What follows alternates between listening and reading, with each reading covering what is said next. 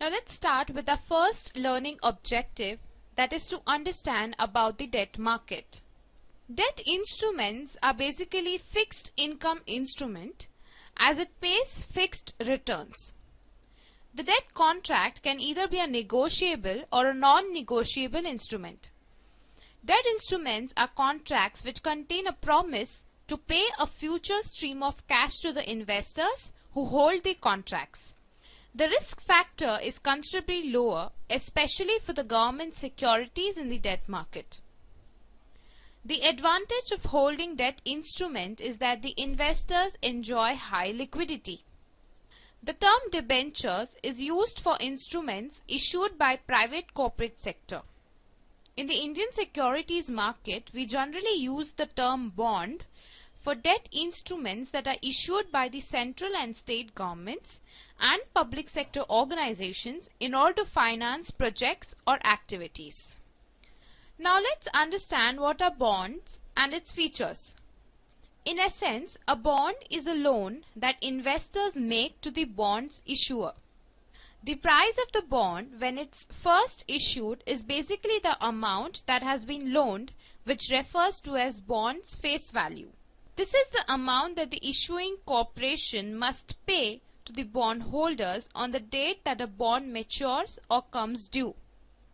Here are some of the names that refers to the bond's principal amount, such as face value, par value, maturity value or maturity amount, and also stated value.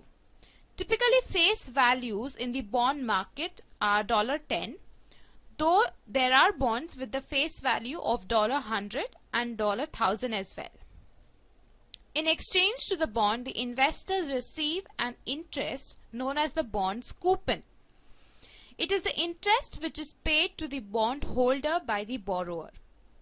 The coupon is the product of the principal and the coupon rate. The coupons are stated upfront, either directly specifying the number, for example 12%, or indirectly tying with the benchmark rate, for example MIBOR plus 0.5%. Bonds are issued for a specific period time, such as 1 year, 3 years, or 30 years. When the end of the time period is reached, the bond matures and the bond issuer repays the loan to the investor, which is called as maturity. Maturity of a bond refers to the date on which the bond matures or the date on which the borrower has agreed to repay or redeem the principal amount to the lender. Term to maturity, on the other hand, refers to the number of years remaining for the bond to mature. Term to maturity of a bond changes every day from the date of issue of the bond until its maturity. Let's take an example to understand how bond market works.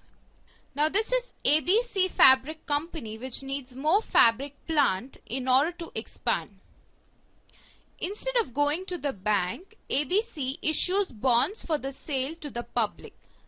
Harry buys ABC Fabric bond with a face value of $1000. It has a coupon or interest of 9% and a maturity of 10 years.